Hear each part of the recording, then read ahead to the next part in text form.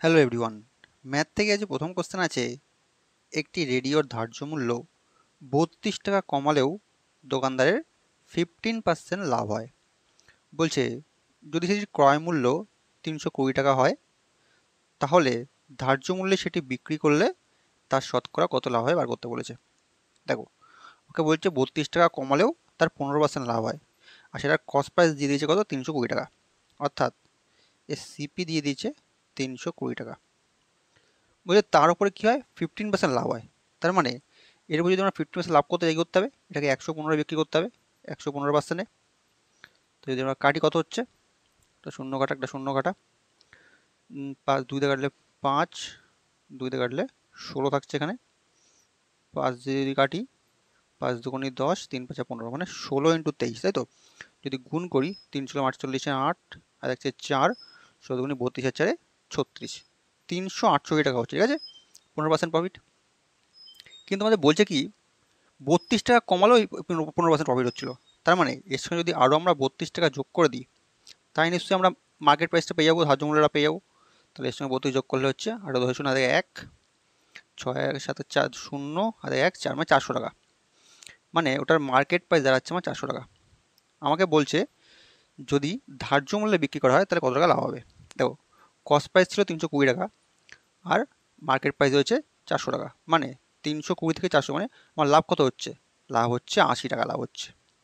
ঠিক আছে, cost price আমার এখানে 320 টাকা পেয়েছি, আমাকে জানতে গেছে পার্সেন্টেজে কত। তাহলে 320 টাকার উপর 80 টাকা লাভ হচ্ছে, তাহলে ডিভাইড বাই 320, আর পার্সেন্টের জন্য ইন্টু 100। ঠিক আছে, শূন্য কাটা, একটা শূন্য কাটা, 4 দিয়ে 4 8 32, 4 25 100, মানে লাভের শতকরা হার দাঁড়াচ্ছে আমার 25%। বোঝা গেল? অপশান ডি হয়ে যায় সঠিক উত্তর। চলো পরের কোশ্চেন দেখা যাক।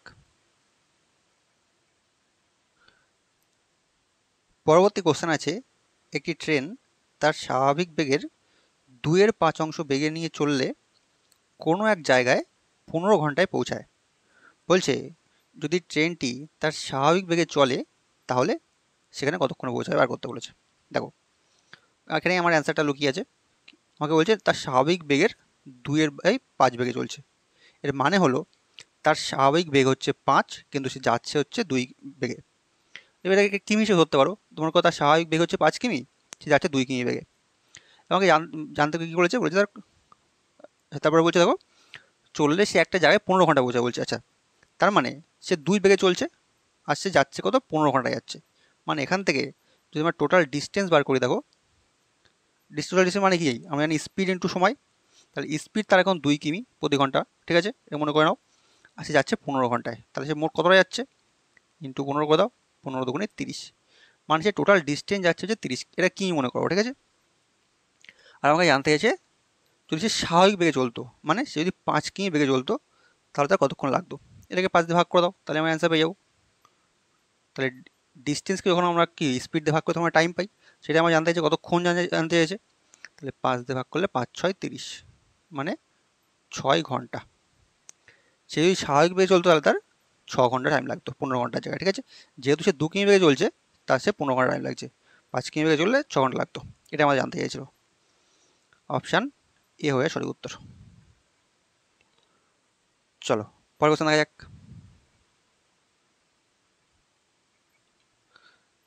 পরবর্তী কোশ্চেন বলছে এ, বি ও সি একত্রে একটি কাজ 4 দিনে করতে পারে, কিন্তু এ ও বি একত্রে কাজটি 12 দিনে করতে পারে।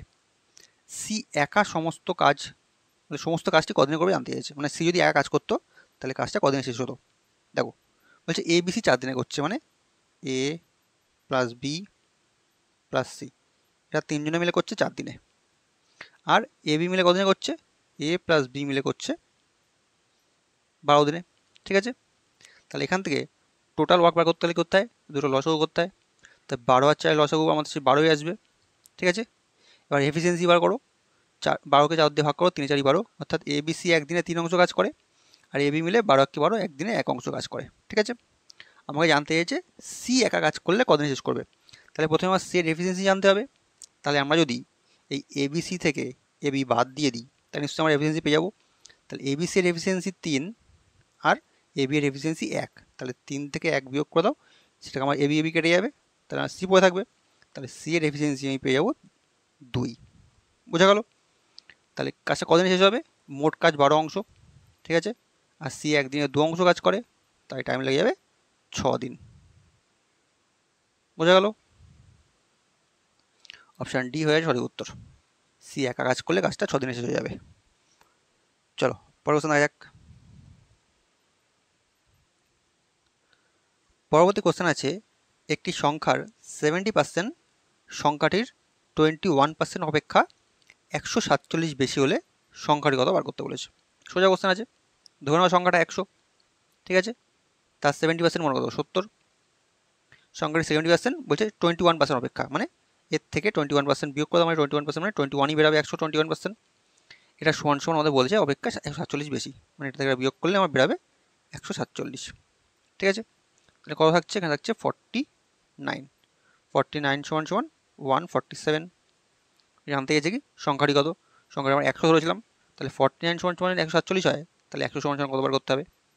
147 ডিভাইড বাই 49 ইন্টু 100, ঠিক আছে। তাহলে গুণ করো, যদি তোমরা ডাইরেক্ট করে দেখো 3 বাই চলে যাচ্ছে, ঠিক আছে, তাহলে 3 100 300, মোট আমার হচ্ছে সংখ্যাটা হচ্ছে 300। অপশান বি হয়ে সঠিক উত্তর। চলো পরের কোশ্চেন দেখা যাক।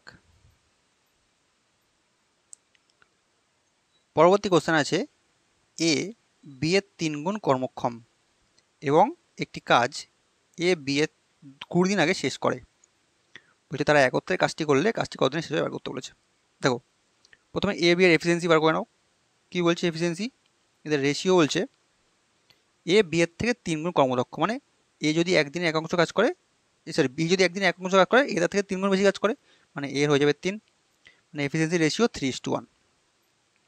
আচ্ছা এফিসিয়েন্সি রেশিও যা হয় টাইমের রেশিও সবসময় তার উল্টো হয়, ঠিক আছে, তাহলে টাইম হয়ে যাবে এটার 1 এটা 3, মানে 3 অংশ কাজ করতে এর 1 দিন টাইম লাগে, আর এর 1 অংশ কাজ করতে 3 দিন টাইম লাগে, ঠিক আছে।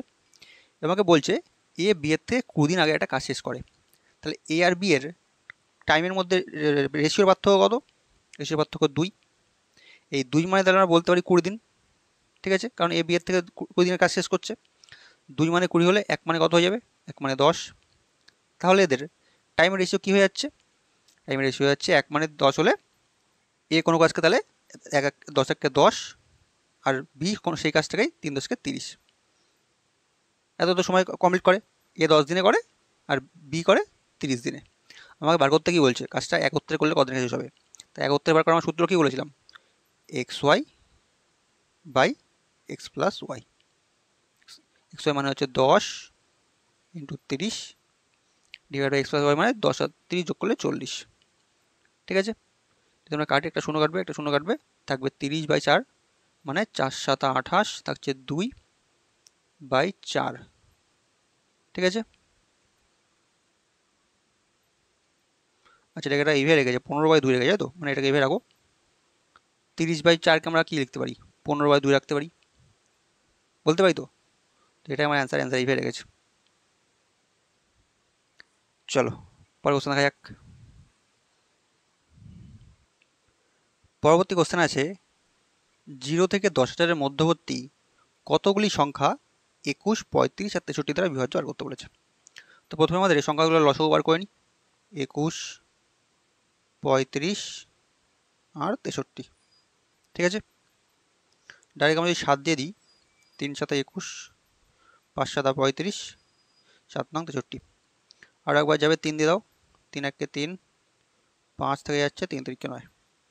যদি গুণ করি 3 7 21, 5 21, 105, 105 ইন্টু 3 করলে 315, ঠিক আছে। আমাকে বলছে 0 থেকে 10,000 বলে দিয়েছে, তার মধ্যবর্তী সংখ্যা আনতে গেছে, কতবার বিভাজ্য হবে। তার মানে 10,000টাকে যদি আমরা 315 দিয়ে ভাগ করি তাহলে কত আসছে? প্রথমে 1000 3 বার দাও, তাহলে 3 15 45 আর 3 3 9, 945 হচ্ছে, সরি 945 থাকছে কত? এখানে 55 থাকছে, শূন্য থাকছে, একবার দাও 315, আর যাবে না, ঠিক আছে, তাহলে আমার কত বার যাচ্ছে 31 বার। 0 থেকে 100-র মধ্যে 10,000-এর মধ্যে এই সংখ্যাগুলো 31 বার বিভাজ্য। ঠিক আছে, অপশান ডি হয়ে যাচ্ছে আমার সঠিক উত্তর। চলো পরের কোশ্চেন দেখা যাক। পরবর্তী কোশ্চেন আছে 12 লিটার মিশ্রণে জল ও অ্যাসিডের অনুপাত 1:5। বলছে ওই মিশ্রণে আরও কত লিটার অ্যাসিড ঢাললে নতুন মিশ্রণে জল ও অ্যাসিডের অনুপাত হবে 1:8। দেখো প্রথমে অনুপাত কত আছে, কি আছে, ওয়াটার ইস টু অ্যাসিড। প্রথমে আছে 1:5, আর পরবর্তীতে অ্যাসিড ঢালার পর কত হচ্ছে, বলছে 1:8 করতে, মানে 1:8 করতে বলছে। তাহলে দেখো যেহেতু অ্যাসিড মেশাচ্ছি তাহলে নিশ্চয়ই জল সেম থাকার কথা। তো জল তো আমার প্রথমে সেম আছে, এক থেকে একই আছে। ঠিক আছে, তাহলে কোনো অসুবিধা নেই, আমার রেশিওটা কোনো চেঞ্জ করতে হলো না। আর দেখো অ্যাসিড চেঞ্জ হচ্ছে কত, আগে ছিল 5, এখন হচ্ছে 8, মানে কত বাড়ছে, 3 বাড়ছে। ঠিক আছে, একটা জিনিস দেখো, প্রথমে বলেছিল 12 লিটার মিশ্রণে জল আর অ্যাসিডের পরিমাণ ছিল 1:5, মানে এই 5 + 1 মোট 6 অনুপাত সমান সমান আমরা বলতে পারি কি 12 লিটার, আমরা বলতে পারি তো। তাহলে 1 অনুপাত সমান সমান কত, মানে হচ্ছে 2 লিটার। আমাকে বাড়ছে অ্যাসিড হচ্ছে 5 থেকে 8, মানে অনুপাতে 3 বাড়ছে, আর আমরা 1 অনুপাত সমান সমান 2 পেলাম। তাহলে 3 অনুপাত সমান কত হয়ে যাবে, 3 × 2 মানে 6 লিটার। তা আমরা বুঝতে পারলাম ওই মিশ্রণে আরও 6 লিটার অ্যাসিড ঢাললে নতুন অনুপাত হবে 1:8। ঠিক আছে, অপশান ডি হয়ে যাচ্ছে সঠিক উত্তর, 6 লিটার। ঠিক আছে, চলো পরের কোশ্চেন দেখা যাক। পরবর্তী কোশ্চেন আছে 275875 সংখ্যাটিতে দুটি 7-এর স্থানীয় মানের পার্থক্য বার করতে বলেছে। দেখো স্থানীয় মান কি আছে, 275875 আছে সংখ্যাটা, তো তার মানে যদি একক, দশক, শতক, হাজার, অযুত, এটা লক্ষ। আচ্ছা প্রথম বলছে দুটো 7-এর স্থানীয় মানের পার্থক্য, এটা কোথায় আছে, এটা অযুতের ঘরে আছে। ঠিক আছে, মানে 7 অযুত মানে 70,000। পরেগুলো শূন্য বসিয়ে দাও, 1, 2, 3, 4। স্থানীয় মানের পার্থক্য জানতে গেছে, তাহলে এখানে অযুতের ঘরে আছে, মানে এটা 70,000 ঘরে আছে। এটা কত আছে, 10-এর ঘরে আছে, 10-এর ঘর মানে 70-এর ঘরে আছে। ঠিক আছে, তাহলে স্থানীয় মানের পার্থক্য কত হচ্ছে, 0, 7 3 10, এটা বিয়োগ করে দাও, থাকছে কত, 9, 1 9 1 6, 69930 হয়ে যাচ্ছে আমার অ্যান্সার। ঠিক আছে, অপশান বি হয়ে যাচ্ছে সঠিক উত্তর। চলো পরের কোশ্চেন দেখা যাক। পরবর্তী কোশ্চেন আছে দুটি ট্রেন যথাক্রমে 72 কিমি প্রতি ঘন্টা এবং 54 কিমি প্রতি ঘন্টা বেগে পাশাপাশি দুটি সমান্তর লাইন ধরে একই অভিমুখে গতিশীল, মানে একই দিকে যাচ্ছে, তাই তো। যে ট্রেন দুটি একটি টেলিগ্রাফ পোস্টকে যথাক্রমে 8 সেকেন্ডে এবং 6 সেকেন্ডে অতিক্রম করে। বলছে ট্রেন দুটি পরস্পরকে অতিক্রম করতে কত সময় বার করতে বলেছে। দেখো প্রথম ট্রেনটার গতি কত, 72 কিলোমিটার, আর এটাকে আমার টাইমটা দেখো সেকেন্ডে দেওয়া আছে, তাহলে প্রথমে মিটার পার সেকেন্ডে কনভার্ট করো। তাহলে কিমিটাকে মিটার পার সেকেন্ড কনভার্ট করতে আমরা 5/18 গুণ করব। ঠিক আছে, তাহলে কত হচ্ছে, 8 করলে 4 × 72, তাহলে হয়ে যাচ্ছে 20 মিটার পার সেকেন্ড। ঠিক আছে, আর দ্বিতীয় ট্রেনটা কত, 54 কিমি আছে, 54 যদি 5/18 গুণ করেও তাহলে কত হচ্ছে, 18 কাটলে 3 × 54 মানে 3 × 5 = 15, 15 মিটার পার সেকেন্ড এদের গতিবেগ। ঠিক আছে, বলছে প্রথম ট্রেনটা এটা টেলিগ্রাফ পোস্টকে 8 সেকেন্ড অতিক্রম করছে, মানে তাহলে 8 সেকেন্ডে কত যাচ্ছে, এটা গুণ করো 8 দিয়ে, 8 দুগুণি কত, 16, 160 মিটার যাচ্ছে। আর দ্বিতীয় ট্রেনটা কত যাচ্ছে, 6 সেকেন্ডে যাচ্ছে, মানে 15 × 6, তাহলে 6 15 90 মিটার যাচ্ছে, এত ডিস্টেন্স যাচ্ছে। আমাকে বলছে পরস্পর দুটি ট্রেন, মানে তারা পরস্পরকে কতক্ষণ অতিক্রম করবে। তাহলে যেহেতু একই দিকে যাচ্ছে, দেখো অভিমুখে যাচ্ছে বলছিল, তো একই দিকে যাচ্ছিল, তাহলে এদের রিলেটিভ স্পিড কী হয়ে যাবে, এদের রিলেটিভ স্পিড বিয়োগ হয়ে যাবে। ঠিক আছে, তাহলে এখানে আছে একজনের 20 একজনের 15, তাহলে বিয়োগ করলে এদের রিলেটিভ স্পিড হয়ে যাচ্ছে 5 মিটার পার সেকেন্ড। ঠিক আছে, আর ডিস্টেন্স কত অতিক্রম করতে হবে, দুটো ট্রেনের যতটা যাচ্ছে তার গতি মানে যোগফল, তাহলে এতটা যাচ্ছে প্রথমে, তাহলে যোগ করে দিলে 9 × 6 = 15 মানে 250। এটা আমার ডিস্টেন্স, এটা আমার স্পিড। আমাকে বার করতে হবে কত সময় বার করতে, তো সময় টাইম মানে আমরা জানি distance by speed. Distance 250 metre, আর রিলেটিভ স্পিড হচ্ছে 5 metre per second, divide by 5। তাহলে হয়ে যাচ্ছে 5 5 25 মানে 50 সেকেন্ড। তারা একে অপরকে অতিক্রম করতে 50 সেকেন্ড সময় নেবে। অপশান সি হয়ে যাচ্ছে আমার সঠিক উত্তর। বোঝা গেল? চলো পরের কোশ্চেন দেখা যাক। পরবর্তী কোশ্চেন আছে, গোলাকার একটি পথের ভেতরের পরিধি 352 মিটার এবং বাইরের অংশের পরিধি বলছে 396 মিটার। আমাকে জানতে চাইছে পথটার বেধ কত। বেধ মানে পথটা কত চওড়া সেটা বার করতে বলেছে বেসিক্যালি।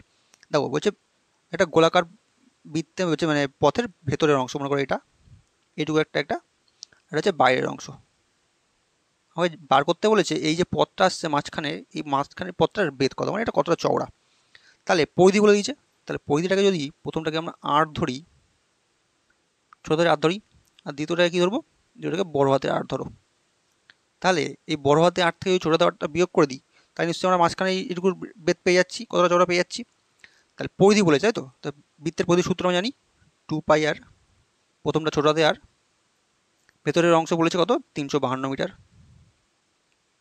আর দ্বিতীয়টা কি বাইরের অংশ, এটাকে বড় হাতের আর ধরেছি আমরা 2π বড় হাতের আর, এটা বলে দিয়েছে 396 মিটার।